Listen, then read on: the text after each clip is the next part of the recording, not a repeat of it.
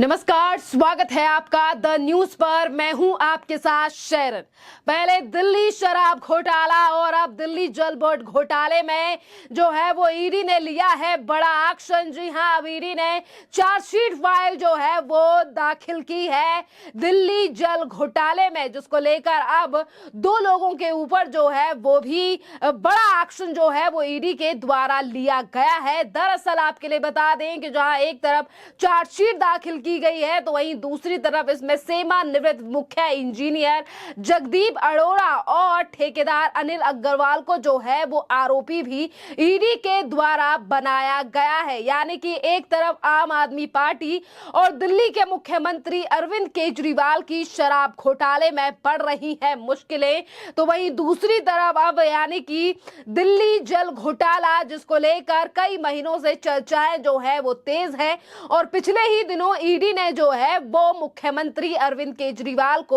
पूछताछ के लिए बुलाया था, पर इसमें भी पूछताछ यानी कि जवाब देने के लिए नहीं पहुंचे थे दिल्ली के मुख्यमंत्री अरविंद केजरीवाल। और अब जल घोटाला मामले में ईडी ने मुख्यमंत्री अरविंद केजरीवाल को भी समन पेश किया था और अब इसके बाद जो है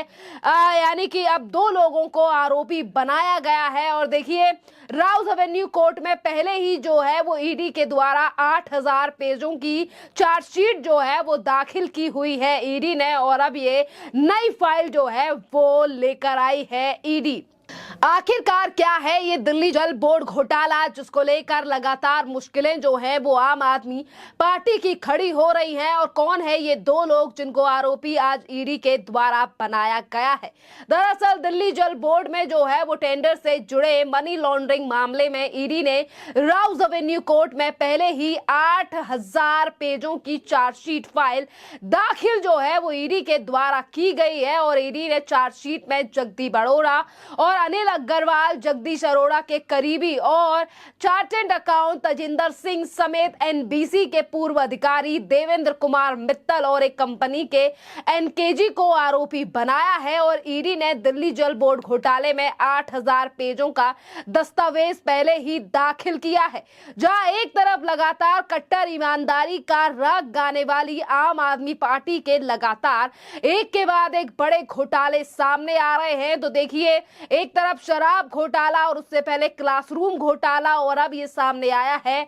दिल्ली जल बोर्ड घोटाला, जिसमें पैसे की हेराफेरी को लेकर तमाम आरोप जो हैं वो आम आदमी पार्टी के ऊपर लगे हैं। और देखिए, अगर 8000 पेजों की चार्जशीट जो है वो ईडी के द्वारा पहले ही दाखिल की गई है और इसमें 140 पेज जो है वो ऑपरेटिव पेज हैं, और ईडी के द्वारा जो है यानी कि द्वारा फाइल के लिए दस्तावेजों में एनकेजी कंपनी को आरोपी भी बनाया गया है। और ये आरोप भी है कि टेंडर के बदले जो है वो करोड़ों की घूस जो है वो इस पूरे मामले में ली गई, और इसीलिए ईडी जो है वो लगातार एक के बाद एक इस पूरे मामले में चार्जशीट दाखिल कर रही है और लगातार बड़े सबूतों को लगातार खोजने की कोशिश की जा रही है। एनबीसीसी के अधिकारी मित्तल ने जो सर्टिफिकेट जारी किया उसी के आधार पर जो है वो एनकेजी कंपनी को टेंडर मिला था, और एनकेजी ने मित्तल के लिए ट्रैवल टिकट बुक किए थे।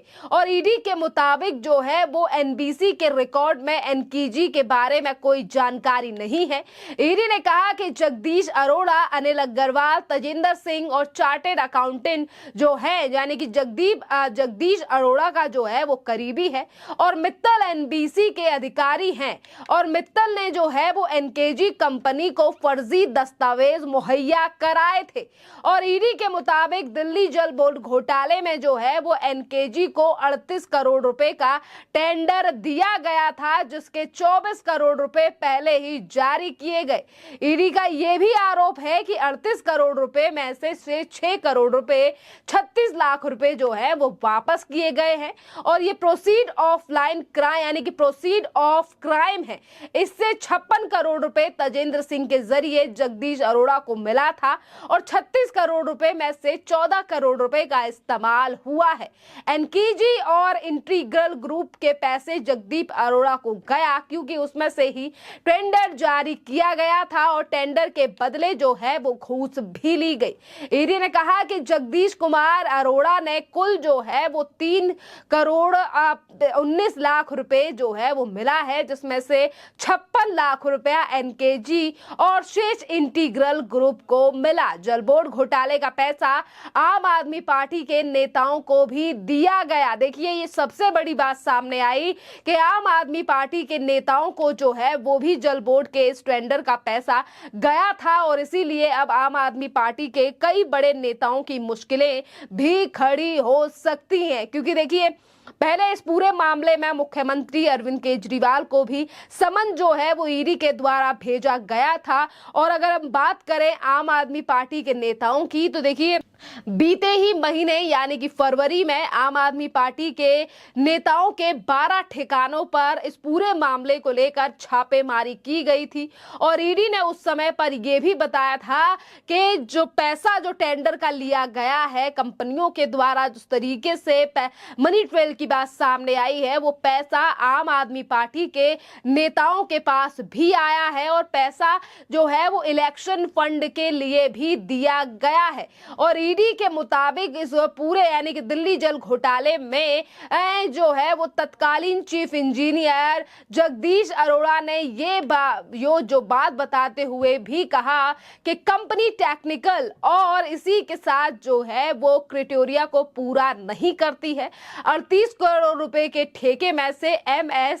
एनकेजी को दिए गए थे और जगदीप अरोड़ा ने जो है वो रिश्वत का पैसा आम आदमी पार्टी के नेताओं तक पहुंचाया है। यानी कि जिन दो नेताओं का नाम यानी कि जिन दो लोगों का नाम लगातार सामने आ रहा है, जिसमें से एक अनिल कुमार अग्रवाल है और वहीं दूसरी तरफ जगदीश अरोड़ा, जिन लोगों को आरोपी आज ईडी ने अपनी चार्जशीट में बनाया है, इन लोगों की पहले ही गिरफ्तारी यानी कि 31 जनवरी को ईडी के द्वारा इन दोनों को गिरफ्तार कर लिया गया था और अब आरोपी भी इन लोगों को अपनी चार्जशीट में ईडी के द्वारा बनाया गया है। देखना अहम रहेगा कि जिन दो लोगों को आरोपी आज ईडी के द्वारा बनाया गया है, ये कितने ही जो है वो सबूत सामने लेकर आते हैं और इनके बयानों के आधार पर क्या और एक्शन जो है वो ईडी के द्वारा लिया जाएगा। बात करें हम अगर देश की राजधानी दिल्ली और दिल्ली में एक तरफ आम आदमी पार्टी की लगातार मुश्किलें बढ़ रही हैं, तो इसी पूरे मामले को लेकर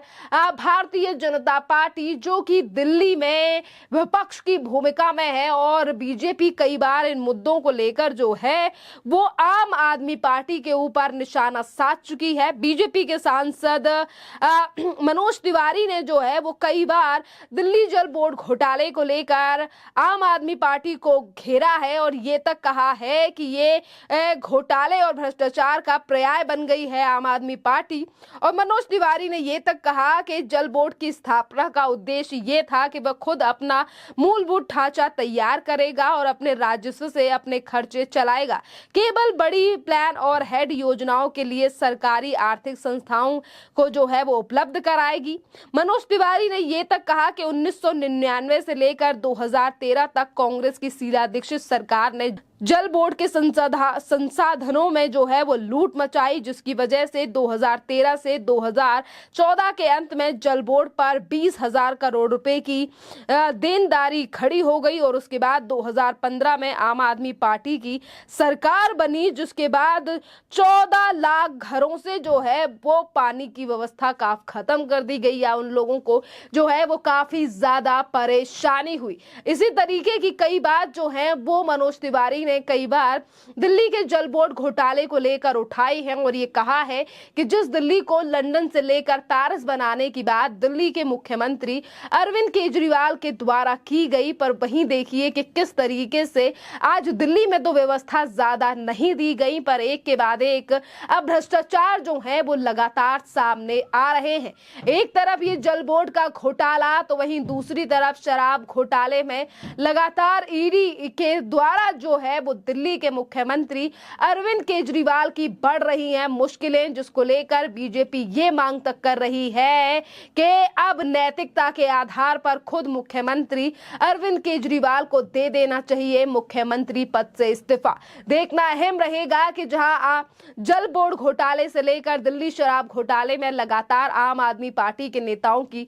मुश्किलें बढ़ रही हैं, तो इस पूरे मामले को जो है वो आम आदमी पार्टी लोकसभा चुनावों से जोड़ती हुई नजर आ रही है, क्योंकि लगातार देश में होने वाले लोकसभा चुनावों को लेकर आज विपक्ष से लेकर आम आदमी पार्टी देश की मोदी सरकार पर चुनाव हारने का आरोप लगा रही है और कह रही है कि चुनाव हारने की वजह से मोदी सरकार जो है वो एजेंसियों का इस्तेमाल कर रही है। खैर, इस पूरे मामले पर आप लोगों की जो भी राय हो आप हमें कमेंट कर जरूर बताइए। धन्यवाद।